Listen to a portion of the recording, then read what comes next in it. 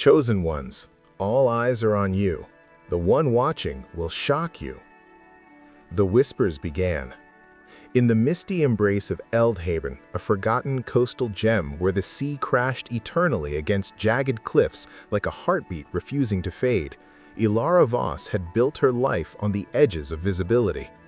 At 34, she was the archivist of the Eldhaven Lighthouse, a towering relic from the 1800s that pierced the fog like a sentinel spear. Her days, blurred into nights, spent cataloging faded logs of shipwrecks and storms, her fingers tracing yellowed pages under the hum of fluorescent lights.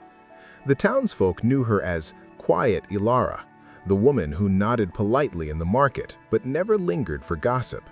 But beneath that quiet lay a storm of her own, a restlessness she couldn't name, a sense that she was always one step from unraveling a thread that would pull her world apart. It began with the stares. At first, they were subtle. In the corner diner where she grabbed her black coffee every dawn, an elderly man with salt-crusted beard would glance up from his newspaper, his eyes lingering a fraction too long. "You're glowing, lass," he'd mutter once, his voice gravelly from years of sea wind. Ilara dismissed it as the ramblings of old age. But then came the barista, a young woman with tattoos snaking up her arms, who paused mid-pour to study Ilara's face. "You look like you've got secrets," she said with a wink. Ilara forced a smile and left without her change. Social media amplified it. Ilara rarely posted, mostly scenic shots of the lighthouse at dusk or quotes from forgotten poets, but when she did, the comments flooded in from strangers. "You're the one we've been waiting for. Keep shining, Chosen." Accounts with blank avatars and cryptic bios. She blocked them, but new ones sprouted like weeds after rain. Dreams followed, vivid, unrelenting. Crowds in a vast amphitheater, faces blurred but eyes sharp, all fixed on her as she stood center stage. She tried to speak, but her voice echoed back in fragments. And always, in the shadowed balcony high above, one figure watched unmoving, a silhouette that sent chills through her even in sleep. She confided in no one. Her only family, a distant aunt in the city, had passed years ago, leaving Ilara an inheritance of solitude. Friends? A handful from college, scattered like leaves. No, this was hers to bear, or so she thought. Chapter 2. The envelopes arrive. The first envelope appeared on a Thursday drenched in autumn rain. Ilara returned from her shift, boots squelching on the warped wooden stairs of her apartment building, an old Victorian converted into cramped units overlooking the harbor. She nearly stepped on it. A plain white envelope, no stamp, no address, slipped under her door like a secret lover's note. Inside, a photograph, her, 2 nights prior, walking the fog-shrouded path home, hood up against the drizzle. The angle suggested it was taken from across the street, high up, perhaps a rooftop. On the back, in elegant looping script, "All eyes are on you, chosen one, but the one watching will shock you." Her pulse thundered. She flung open the door, scanned the empty hallway, the flickering bulb casting long shadows. Nothing. She called the police, her voice steady despite the tremor in her hands. Officer Hale, a burly man with a mustache that hid his perpetual frown, arrived within an hour. He examined the photo, flipped it, and shrugged. "No fingerprints we can lift without a lab, and that's for real threats. Could be a fan or a prank. Lock your doors, Miss Voss." That night, sleep evaded her.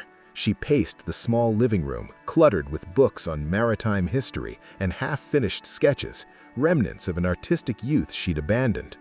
The window drew her like a magnet. Outside, the street was a slick black ribbon under sodium lamps. And there, under the one lamp that always flickered, stood a figure. Tall, cloaked in a long coat, face obscured by the hood. Rain patted off them like they were stone. Her breath caught. She raised a hand, tentative. The figure mirrored her, then melted into the shadows as a truck rumbled by. The next envelope came at dawn, tucked into her mailbox. A yellowed newspaper clipping from 2005. Teen prodigy stuns with violin performance. A photo of 15-year-old Ilara, bow in hand, eyes closed in rapture as she played Bach Partita No. 2. Someone had circled her face in crimson ink and scrawled below, "You were marked then, you are claimed now." Memories surged. The applause that night, the way the music had flowed from her like a river breaking dams, making strangers weep.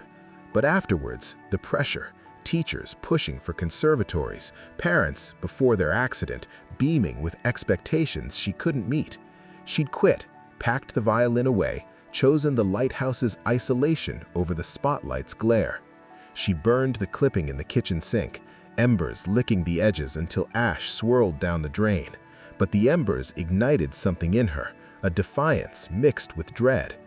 Chapter 3. The Signs Multiply. The envelopes became a ritual, one every few days, each more intimate. A childhood drawing she'd made at 8, a girl with wings soaring over the sea, lost in a house fire long ago. How? A lock of auburn hair, hers, from a trim she'd gotten months back, tied with a silk ribbon stained black.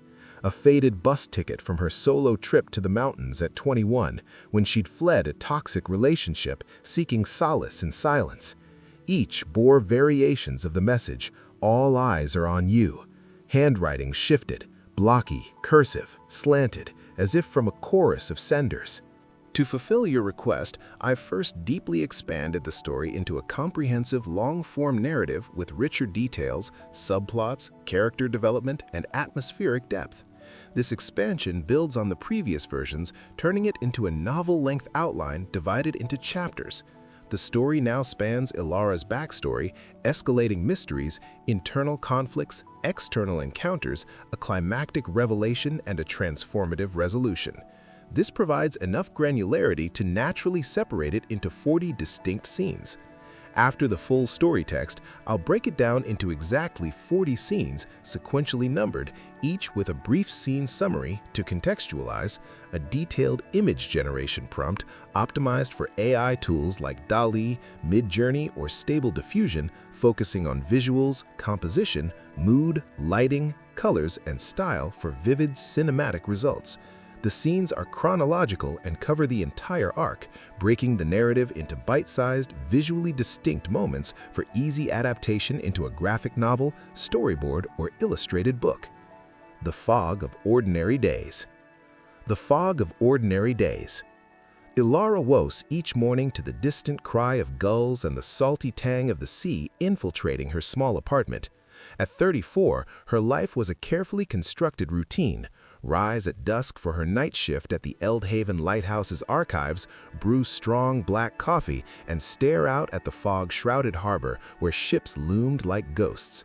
She had chosen this isolation after her parents' tragic car accident 15 years earlier, burying her once vibrant talents, violin playing, intuitive sketches, prophetic dreams, under layers of mundane tasks. But lately, the fog felt thicker, as if it hid watchful eyes. Her days blurred, sorting faded logs of ancient shipwrecks, noting patterns in storm warnings that echoed her own inner turmoil. Co-workers like grizzled old Harlan, the lighthouse keeper, would nod knowingly, saying, "You got that look, girl, like the sea's calling you home." Ilara brushed it off, but the stares began subtly, a fisherman at the dock lingering his gaze, a child pointing from afar. Whispers in the mist. The first anomaly was a dream. A vast crowd in an ancient amphitheater, eyes gleaming under torchlight, all fixed on her. She woke sweating, chalking it up to fatigue. But then, at the diner, the elderly man with the salt-crusted beard stared openly. "You're the one," he muttered, sliding a napkin with a scrawled eye symbol. Ilara fled, heart racing. Social media amplified the unease. Anonymous comments on her lighthouse photos. Chosen, watched, awake. She deleted them, but they persisted. One evening, walking home through the rain-slicked streets, she felt a prickle on her neck. Someone following? She spun, seeing only shadows. The envelopes of fate. The first envelope slid under her door like a venomous snake. Inside, the photo of her in the rain with the message, "All eyes are on you, chosen one, but the one watching will shock you." Police dismissed it, but Ilara barricaded her door. More arrived, The newspaper clipping of her teenage violin recital circled in red, a childhood drawing of a winged girl miraculously recovered from a long-ago fire, a lock of her hair, a bus ticket from her escape to the mountains. Each envelope bore evolving messages, handwriting shifting like a hydra's heads. She confided in a former friend, Mira, over coffee, but Mira's eyes widened unnaturally. "Maybe it's a sign," she said, too eagerly. Ilara cut ties, paranoia mounting. Shadows in the night. Nights grew tormented, dreams intensified, the crowd chanting her name, the silhouette in the balcony, unmoving. Awake, she saw the silhouette under the street lamp mirroring her gestures before vanishing. She researched online, cults, stalkers, psychic phenomena, found forums whispering of chosen ones, people marked for greatness or doom. One post mirrored her experiences: "They watch until you break or bloom." An attempt to flee town failed when her car stalled mysteriously. A note on the windshield: "You can't run from eyes within." The descent into isolation. Ilara quit her job, holed up with curtains drawn. Food deliveries arrived with extra notes: "See us seeing you." Hallucinations blurred reality, eyes in mirrors, whispers in vents.